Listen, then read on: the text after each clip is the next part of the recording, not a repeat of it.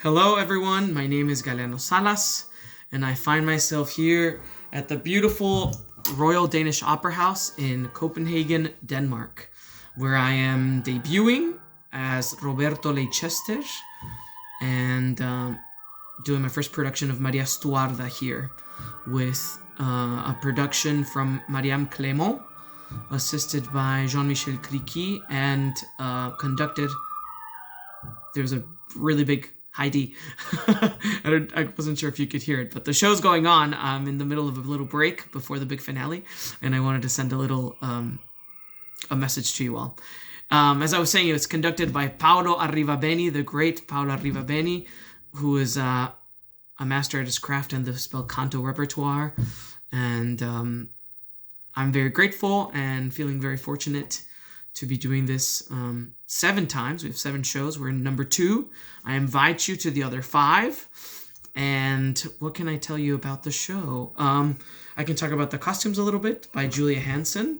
So it's sort of a fusion between period costumes, as you can see in this jacket, and sort of modern clothing as well. So I have a dress shirt that's sort of normal, and then I have a belt that's kind of period, but then I'm wearing black Wrangler jeans. And then, of course, attitude rings.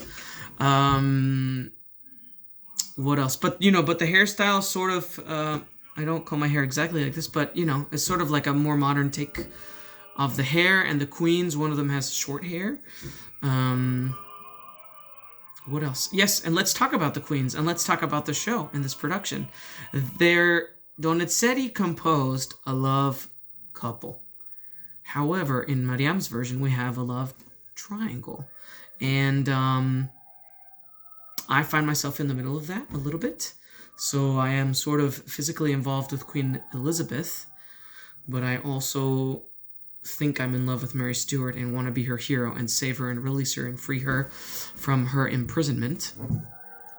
And so there are these constant forces pulling on me and pulling on my decision-making and also on my intentions while I'm on stage. And I think it makes for a very interesting show.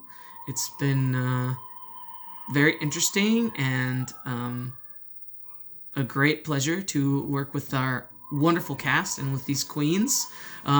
Gisela Stille is doing Mary Stuart, the title role, and Elizabeth Jansson is singing Queen Elizabeth.